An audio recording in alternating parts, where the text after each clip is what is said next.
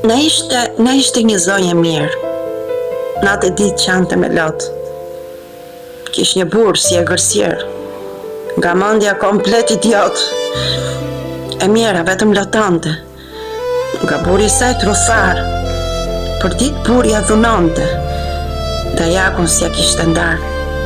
Një ditë zonja e mërzitur. Nga dhuna po të shmendej fare. Unë nise gjora dhe kam britur tek një plak si ushtare.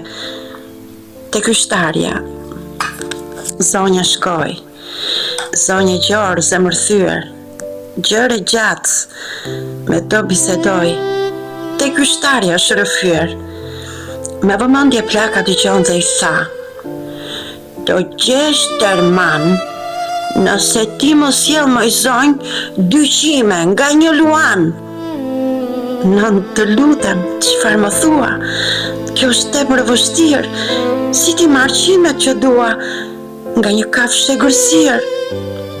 "Moj zonjë, ti më dëgjo", flet ushtarja plot përvojë. "Qimet e luanit nëna i do, pa qimet dot nuk të ndihmoj." Zonja gjorë në shtëpi po vinte. Rrugës ecte e menduar. Mendja te luani rrinte si të vepronte për ta afruar. Me shoqet zonja bisedon, loti nga syr si pushonte. Ndim shoqeve u kërkon me luani si të vepronte. "Motor mos na qaj me lot. Mos qaj moj ti, motra jan. Nëse luanin me mishën gop, thon luani nuk të ngacmon." Zonja çantën me mishë mbush. Në shpellë të luani shkoj. Në shpellën e erët si pus dorën me mish i afroj. Kur luani me mish unë gop, zonja pran i është afruar. Me butësi me mendjen top, zgjati dorën për ta ledhatuar.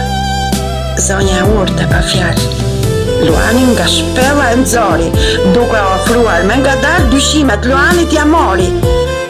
Zonja me qimet në duar u nis ende pa ardhur nata dhe në shpirt e gëzuar u nis me të shpejtë plaka.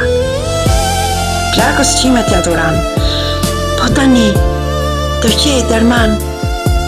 Edhe plaka sqonën zonjën e sqaron. "Patjetër të gjesh moj xhan. Më trego moj bia ime, më trego moj aman.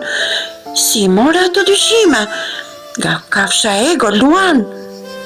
Filloi zonja ti tregoj si e mori me të mirë, si çantat me mishja qoj, si zbuti kafshën e gërsirë. "Tani zonjë, s'do qash më kur. Tani do të gjesh Derman. Tani do sillesh me burr si u solle me luan. Më dëgjo shpirt o xhan. Dëgjo mua çfarë të them.